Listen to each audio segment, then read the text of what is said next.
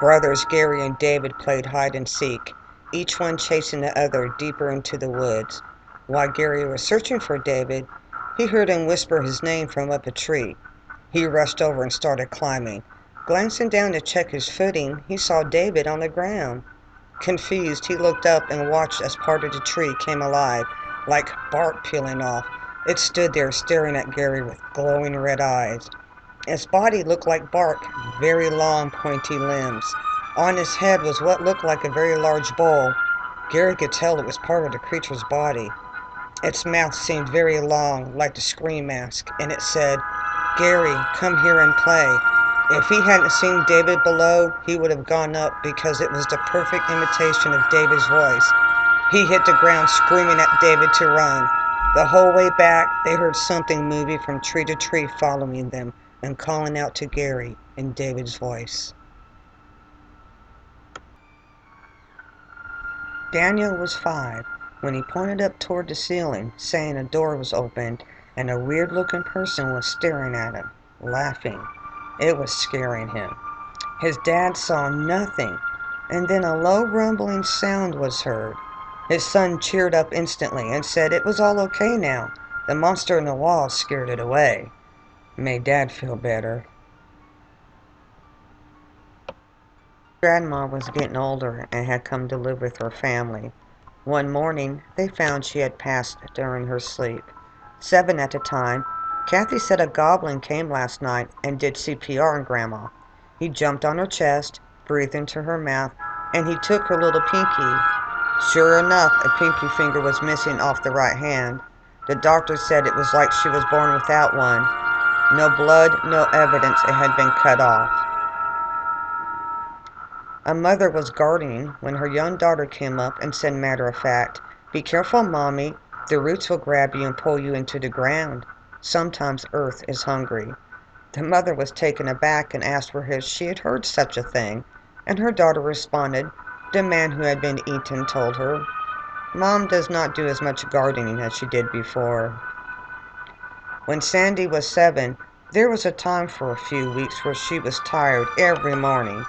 Her dad asked her why she was not sleeping well, and she said the thing in her bedroom was keeping her awake by whispering from the dark, "Peekaboo, I see you," over and over. One day while in town with her parents, she pointed out a gargoyle at the City Hall's building as the creature she saw in her bedroom that was doing the whispering.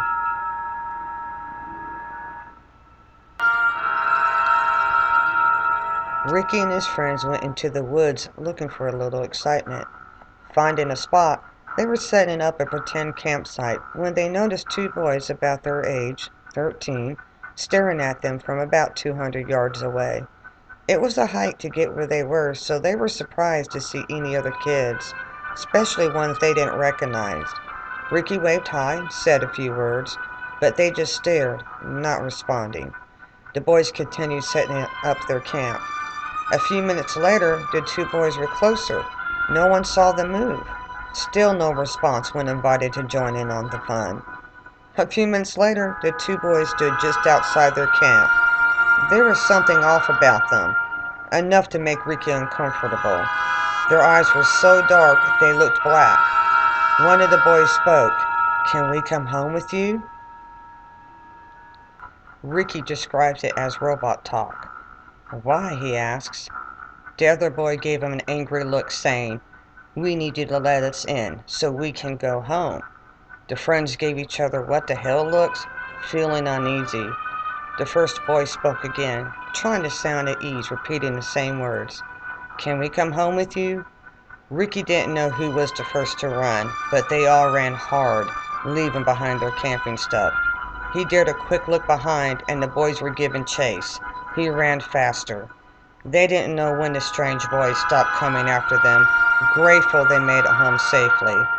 The kids played just inside the woods now.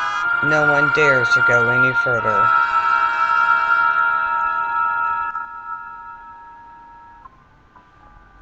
One night, when Gloria was 10, she saw a woman's face peering into the window, humming a soft tune. She got out of bed and walked over to it. The tune seemed to implore her to open it, but she could not. Being on the fifth floor, her mom and dad had the only key to unlock it. Gloria pressed her face into the glass to get a better look.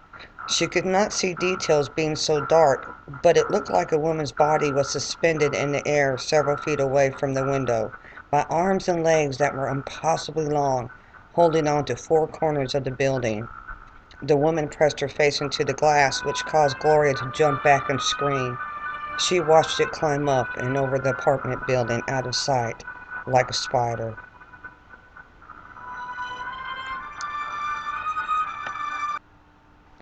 Jason was awakened by a woman and a man talking in his bedroom.